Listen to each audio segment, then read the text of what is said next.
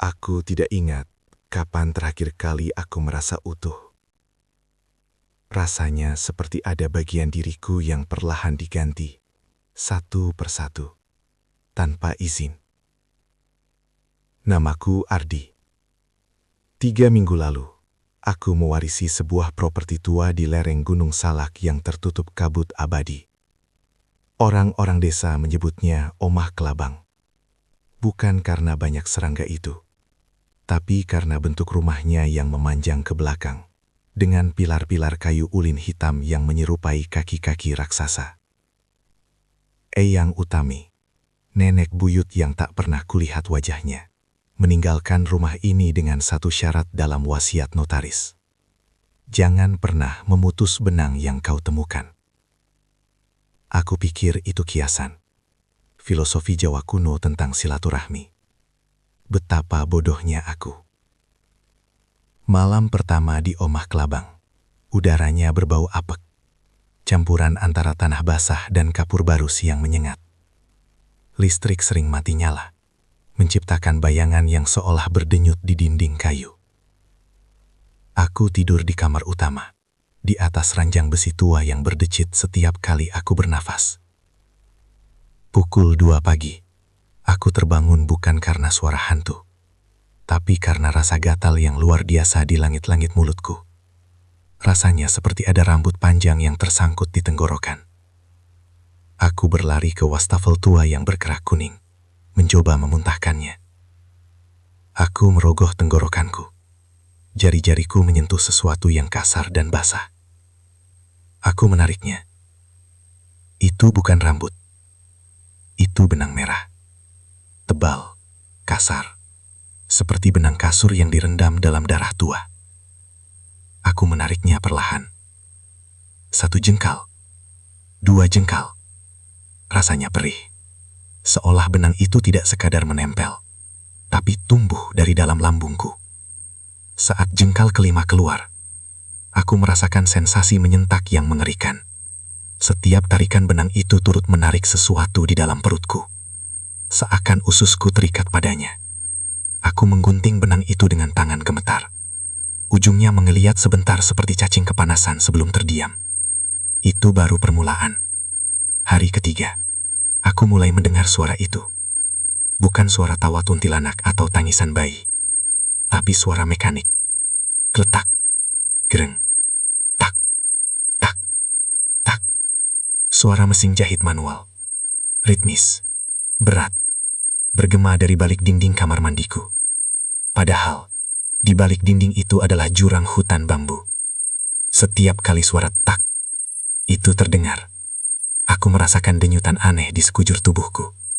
Bukan detak jantung, tapi seperti ada jarum tak kasat mata yang menusuk-nusuk dari dalam dagingku, keluar menuju kulit.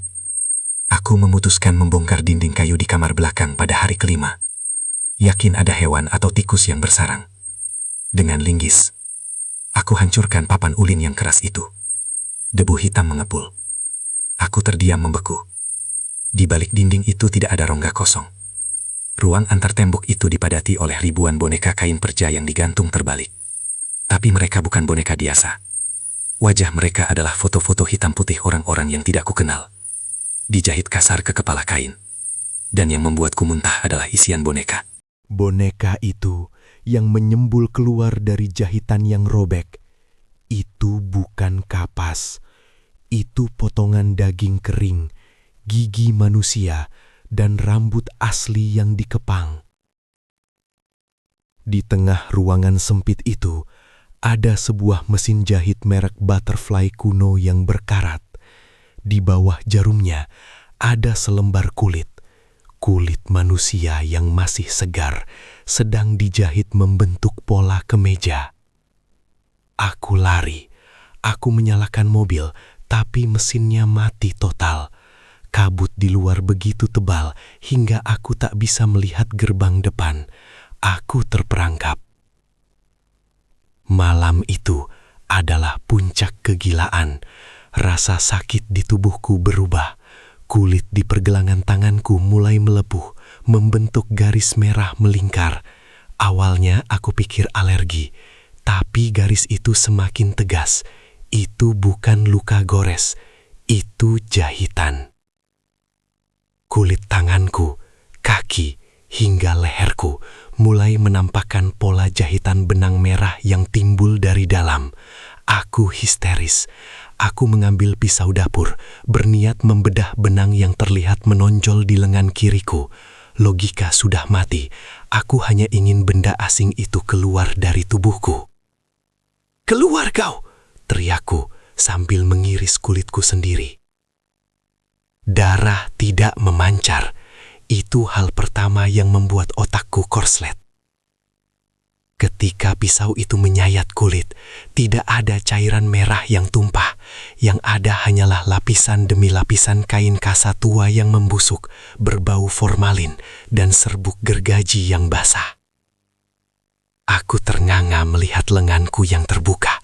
Tidak ada otot, tidak ada tulang radius atau ulna. Yang ada hanyalah kayu penyangga yang retak dan gumpalan kapas kotor yang dipadati belatung.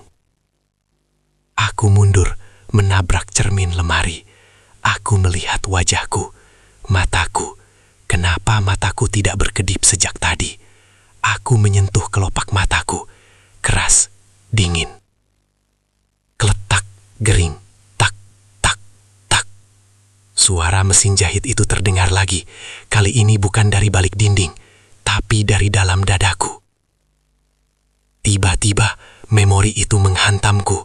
Bukan memori masa kecil, tapi memori 3 minggu lalu. Kecelakaan di tol Cipularang. Mobilku hancur digilas truk. Tubuhku terpotong-potong, hancur lebur. Aku sudah mati. Aku seharusnya sudah mati. Lalu aku ingat suara Eyang Utami, bukan dalam mimpi, tapi dalam kegelapan setelah kematian itu. Dia tidak mewariskan rumah ini padaku. Dia membawaku ke sini. Dia mengumpulkan potongan tubuhku yang tercecar di jalan tol. "Ardi, cucuku sayang, rusak sedikit tidak apa-apa. Eyang jahit lagi ya." Aku menunduk melihat perutku yang gini terbuka sendiri karena benang jahitannya putus. Di dalam sana, Eyang Utami, sosok tua bungkuk dengan kulit keriput seperti kulit salak, sedang duduk bersila di rongga dadaku yang kosong. Dia kecil, menyusut secara gaib, atau mungkin aku yang menjadi raksasa. Dia sedang mengoperasikan mesin jahit kecil itu, menyambungkan kembali kulit perutku dengan benang merah yang ia tarik dari mulutnya sendiri. "Jangan banyak gerak, Le," bisiknya. Suaranya tidak masuk lewat telinga, tapi bergetar langsung di tulang rusuk kayuku. Benangnya belum simpul mati. Kalau kau lari, kau akan terurai. Teriak, tapi pita suaraku hanyalah senar biola yang sudah putus. Aku bukan korban santet. Aku adalah hasil santet itu sendiri. Aku adalah Golek Kencono, boneka mayat yang diberi nyawa palsu. Aku melihat ke cermin lagi.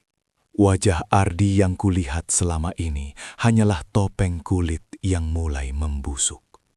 Di baliknya, terlihat wajah asli dari entitas yang kini menghuni tubuh ini.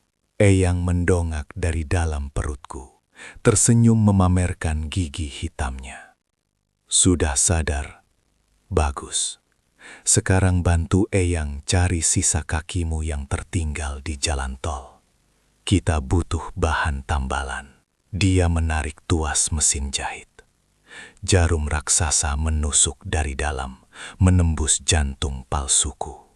Dan aku hanya bisa menurut. Aku tidak ingat kapan terakhir kali aku merasa utuh.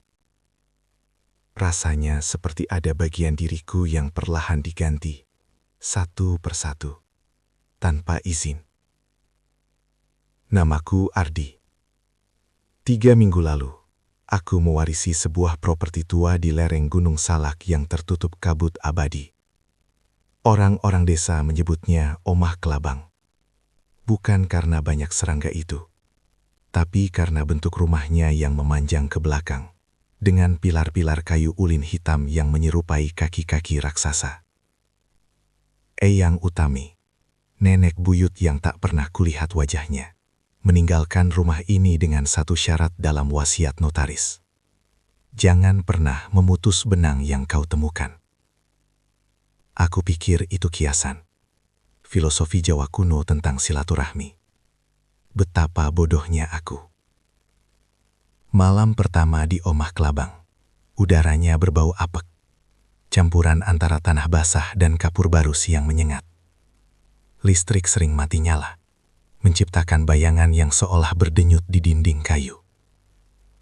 Aku tidur di kamar utama, di atas ranjang besi tua yang berdecit setiap kali aku bernafas. Pukul 2 pagi, aku terbangun bukan karena suara hantu, tapi karena rasa gatal yang luar biasa di langit-langit mulutku. Rasanya seperti ada rambut panjang yang tersangkut di tenggorokan. Aku berlari ke wastafel tua yang berkerak kuning, mencoba memuntahkannya. Aku merogoh tenggorokanku. Jari-jariku menyentuh sesuatu yang kasar dan basah. Aku menariknya. Itu bukan rambut. Itu benang merah. Tebal, kasar, seperti benang kasur yang direndam dalam darah tua. Aku menariknya perlahan. 1 jengkal, 2 jengkal. Rasanya perih. Seolah benang itu tidak sekadar menempel, tapi tumbuh dari dalam lambungku. Saat jengkal kelima keluar, aku merasakan sensasi menyentak yang mengerikan. Setiap tarikan benang itu turut menarik sesuatu di dalam perutku. Seakan ususku terikat padanya. Aku menggunting benang itu dengan tangan gemetar. Ujungnya mengeliat sebentar seperti cacing kepanasan sebelum terdiam. Itu baru permulaan. Hari ketiga, aku mulai mendengar suara itu. Bukan suara tawa kuntilanak atau tangisan bayi, tapi suara mekanik. Kletak, gereng, tak, tak, tak. Suara mesin jahit manual. Ritmis, berat, bergema dari balik dinding kamar mandiku. Padahal, di balik dinding itu adalah jurang hutan bambu. Setiap kali suara tak itu terdengar, aku merasakan denyutan aneh di sekujur tubuhku. Bukan detak jantung, tapi seperti ada jarum tak kasat mata yang menusuk-nusuk dari dalam dagingku. Keluar menuju kulit. Aku memutuskan membongkar dinding kayu di kamar belakang pada hari kelima. Yakin ada hewan atau tikus yang bersarang. Dengan linggis, aku hancurkan papan ulin yang keras itu. Debu hitam mengepul. Aku terdiam membeku. Di balik dinding itu tidak ada rongga kosong. Ruang antar tembok itu dipadati oleh ribuan boneka kain perca yang digantung terbalik. Tapi mereka bukan boneka biasa. Wajah mereka adalah foto-foto hitam putih orang-orang yang tidak kukenal. Dijahit kasar ke kepala kain. Dan yang membuatku muntah adalah isian boneka. Boneka itu yang menyembul keluar dari jahitan yang robek. Itu bukan kapas. Itu potongan daging kering, gigi manusia, dan rambut asli yang dikepang. Di tengah ruangan sempit itu, ada sebuah mesin jahit merek Butterfly kuno yang berkarat. Di bawah jarumnya ada selembar kulit. Kulit manusia yang masih segar sedang dijahit membentuk pola kemeja. Aku lari. Aku menyalakan mobil, tapi mesinnya mati total. Kabut di luar begitu tebal hingga aku tak bisa melihat gerbang depan. Aku terperangkap. Malam itu adalah puncak kegilaan. Rasa sakit di tubuhku berubah.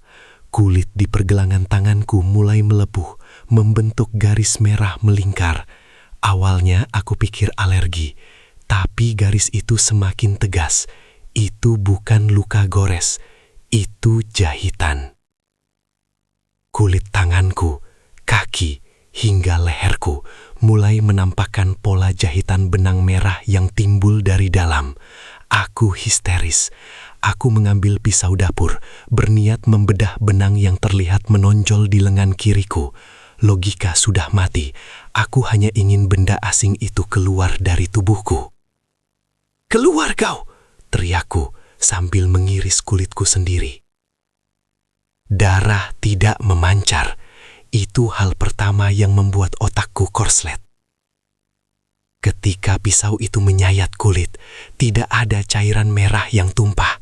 Yang ada hanyalah lapisan demi lapisan kain kasa tua yang membusuk, berbau formalin dan serbuk gergaji yang basah.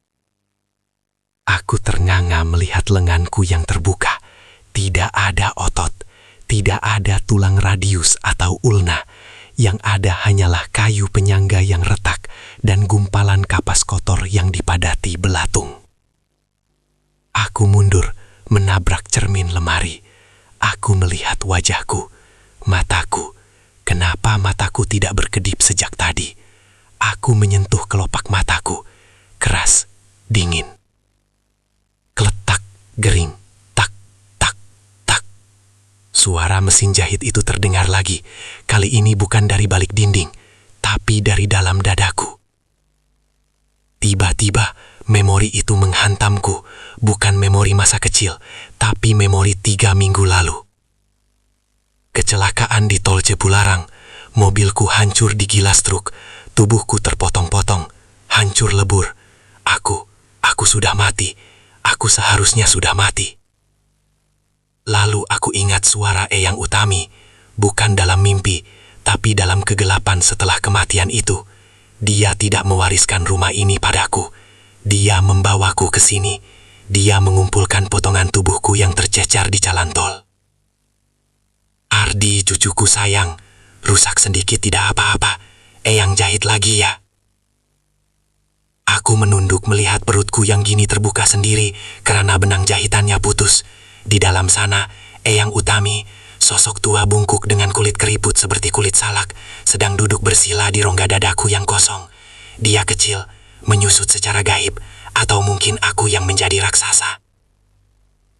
Dia sedang mengoperasikan mesin jahit kecil itu, menyambungkan kembali kulit perutku dengan benang merah yang ia tarik dari mulutnya sendiri. "Jangan banyak gerak, Le," bisiknya. Suaranya tidak masuk lewat telinga, tapi bergetar langsung di tulang rusuk kayuku. Benangnya belum simpul mati. Kalau kau lari, kau akan terurai. Teriak, tapi pita suaraku hanyalah senar biola yang sudah putus. Aku bukan korban santet. Aku adalah hasil santet itu sendiri. Aku adalah Golek Kencono, boneka mayat yang diberi nyawa palsu. Aku melihat ke cermin lagi. Wajah Ardi yang kulihat selama ini hanyalah topeng kulit yang mulai membusuk. Di baliknya, terlihat wajah asli dari entitas yang kini menghuni tubuh ini. Eyang mendongak dari dalam perutku, tersenyum memamerkan gigi hitamnya. "Sudah sadar? Bagus. Sekarang bantu Eyang cari sisa kakimu yang tertinggal di jalan tol. Kita butuh bahan tambalan." Dia menarik tuas mesin jahit. Jarum raksasa menusuk dari dalam, menembus jantung palsuku. Dan aku hanya bisa menurut. Aku tidak ingat kapan terakhir kali aku merasa utuh. Rasanya seperti ada bagian diriku yang perlahan diganti, satu persatu, tanpa izin. Namaku Ardi. 3 minggu lalu, aku mewarisi sebuah properti tua di lereng Gunung Salak yang tertutup kabut abadi. Orang-orang desa menyebutnya Omah Kelabang. Bukan karena banyak serangga itu, tapi karena bentuk rumahnya yang memanjang ke belakang, dengan pilar-pilar kayu ulin hitam yang menyerupai kaki-kaki raksasa. Eyang Utami, nenek buyut yang tak pernah kulihat wajahnya, meninggalkan rumah ini dengan satu syarat dalam wasiat notaris. Jangan pernah memutus benang yang kau temukan. Aku pikir itu kiasan. Filosofi Jawa kuno tentang silaturahmi. Betapa bodohnya aku. Malam pertama di Omah Kelabang. Udaranya berbau apek. Campuran antara tanah basah dan kapur barus yang menyengat. Listrik sering mati nyala, menciptakan bayangan yang seolah berdenyut di dinding kayu.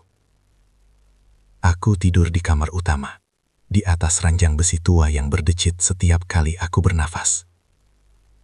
Pukul 2 pagi, Aku terbangun bukan karena suara hantu, tapi karena rasa gatal yang luar biasa di langit-langit mulutku. Rasanya seperti ada rambut panjang yang tersangkut di tenggorokan. Aku berlari ke wastafel tua yang berkerak kuning, mencoba memuntahkannya. Aku merogoh tenggorokanku. Jari-jariku menyentuh sesuatu yang kasar dan basah. Aku menariknya. Itu bukan rambut. Itu benang merah. Tebal, kasar, seperti benang kasur yang direndam dalam darah tua. Aku menariknya perlahan.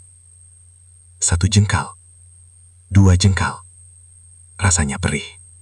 Seolah benang itu tidak sekadar menempel, tapi tumbuh dari dalam lambungku. Saat jengkal kelima keluar, aku merasakan sensasi menyentak yang mengerikan. Setiap tarikan benang itu turut menarik sesuatu di dalam perutku. Seakan ususku terikat padanya. Aku menggunting benang itu dengan tangan gemetar. Ujungnya mengeliat sebentar seperti cacing kepanasan sebelum terdiam. Itu baru permulaan. Hari ketiga, aku mulai mendengar suara itu. Bukan suara tawa kuntilanak atau tangisan bayi, tapi suara mekanik. Kletak, gereng, tak, tak, tak. Suara mesin jahit manual.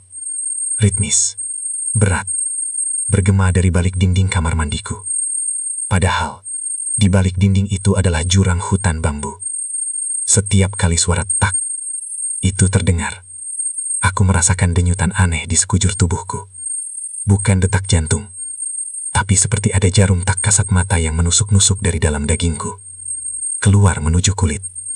Aku memutuskan membongkar dinding kayu di kamar belakang pada hari kelima.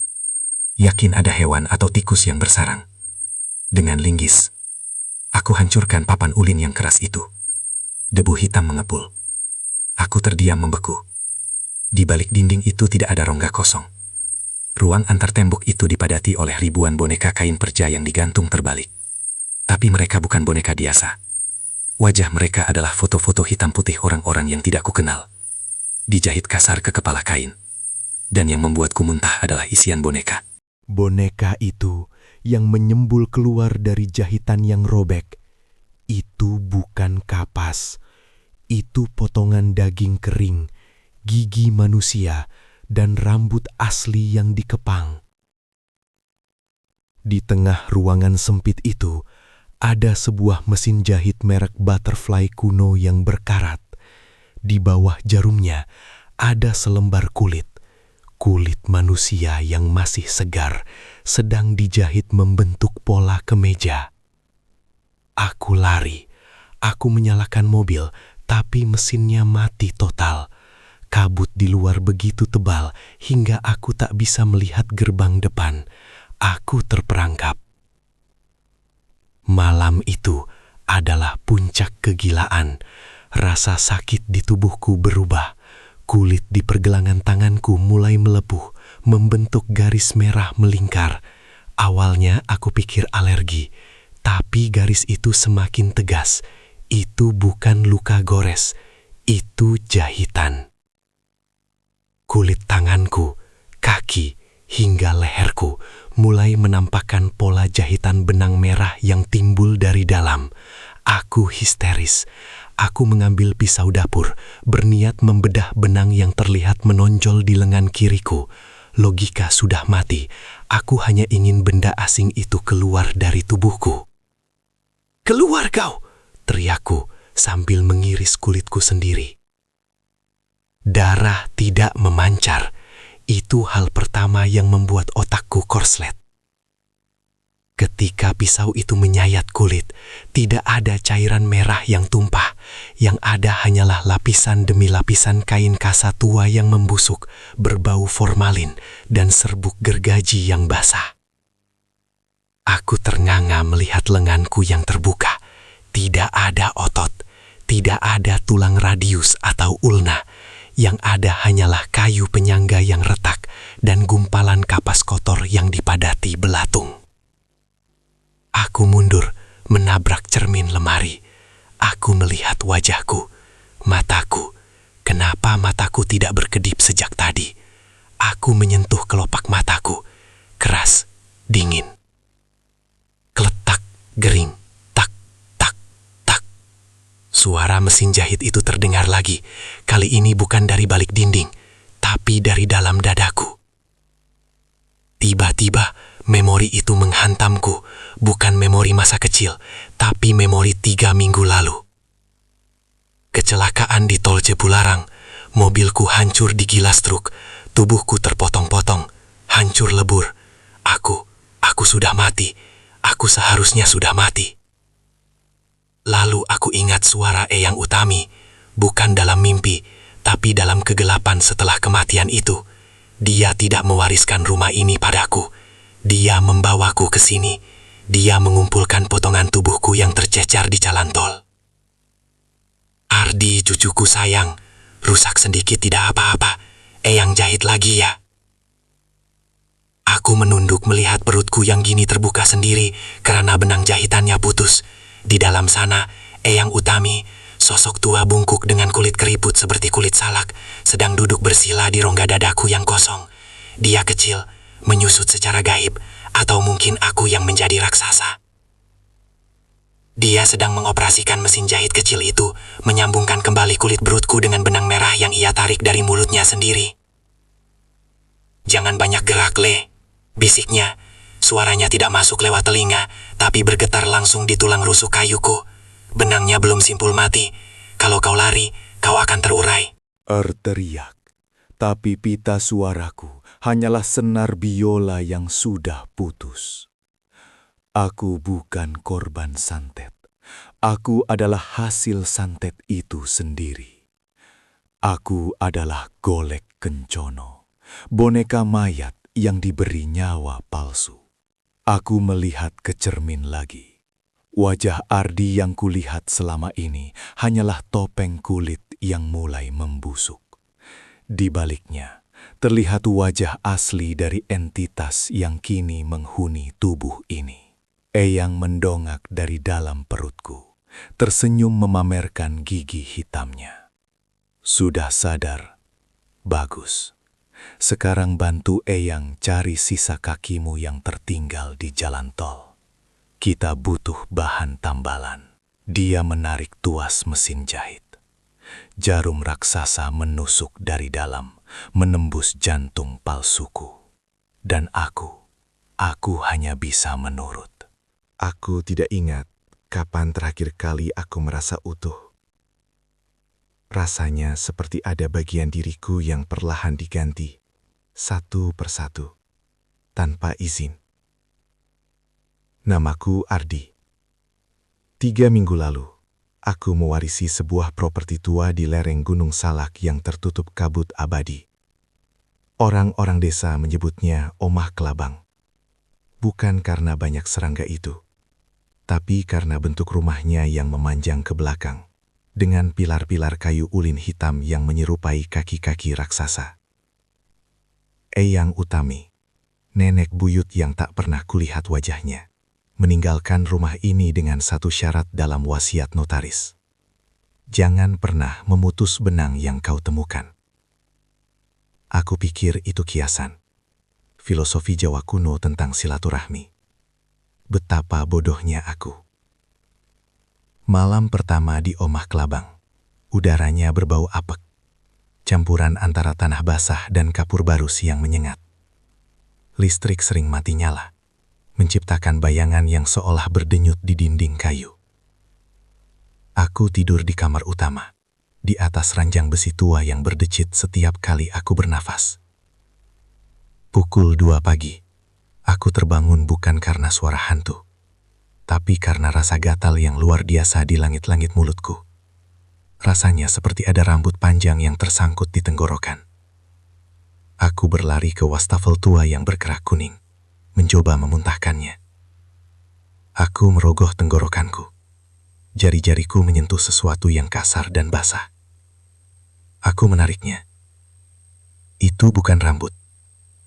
Itu benang merah. Tebal, kasar, seperti benang kasur yang direndam dalam darah tua. Aku menariknya perlahan. 1 jengkal, 2 jengkal. Rasanya perih. Seolah benang itu tidak sekadar menempel, tapi tumbuh dari dalam lambungku. Saat jengkal kelima keluar, aku merasakan sensasi menyentak yang mengerikan. Setiap tarikan benang itu turut menarik sesuatu di dalam perutku. Seakan ususku terikat padanya. Aku menggunting benang itu dengan tangan gemetar.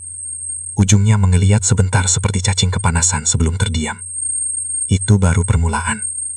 Hari ketiga, aku mulai mendengar suara itu. Bukan suara tawa kuntilanak atau tangisan bayi, tapi suara mekanik. Kletak, gereng, tak, tak, tak. Suara mesin jahit manual. Ritmis, berat, bergema dari balik dinding kamar mandiku. Padahal, di balik dinding itu adalah jurang hutan bambu. Setiap kali suara tak itu terdengar, aku merasakan denyutan aneh di sekujur tubuhku. Bukan detak jantung, tapi seperti ada jarum tak kasat mata yang menusuk-nusuk dari dalam dagingku. Keluar menuju kulit. Aku memutuskan membongkar dinding kayu di kamar belakang pada hari kelima. Yakin ada hewan atau tikus yang bersarang. Dengan linggis, aku hancurkan papan ulin yang keras itu. Debu hitam mengepul. Aku terdiam membeku. Di balik dinding itu tidak ada rongga kosong. Ruang antar tembok itu dipadati oleh ribuan boneka kain perca yang digantung terbalik. Tapi mereka bukan boneka biasa. Wajah mereka adalah foto-foto hitam putih orang-orang yang tidak kukenal. Dijahit kasar ke kepala kain. Dan yang membuatku muntah adalah isian boneka. Boneka itu yang menyembul keluar dari jahitan yang robek. Itu bukan kapas. Itu potongan daging kering, gigi manusia, dan rambut asli yang dikepang. Di tengah ruangan sempit itu, ada sebuah mesin jahit merek Butterfly kuno yang berkarat. Di bawah jarumnya ada selembar kulit. Kulit manusia yang masih segar, sedang dijahit membentuk pola kemeja. Aku lari. Aku menyalakan mobil, tapi mesinnya mati total. Kabut di luar begitu tebal hingga aku tak bisa melihat gerbang depan. Aku terperangkap. Malam itu adalah puncak kegilaan. Rasa sakit di tubuhku berubah. Kulit di pergelangan tanganku mulai melepuh, membentuk garis merah melingkar. Awalnya aku pikir alergi, tapi garis itu semakin tegas. Itu bukan luka gores, itu jahitan. Kulit tanganku, kaki, hingga leherku mulai menampakkan pola jahitan benang merah yang timbul dari dalam. Aku histeris. Aku mengambil pisau dapur, berniat membedah benang yang terlihat menonjol di lengan kiriku. Logika sudah mati. Aku hanya ingin benda asing itu keluar dari tubuhku. "Keluar kau!" teriakku sambil mengiris kulitku sendiri. Darah tidak memancar.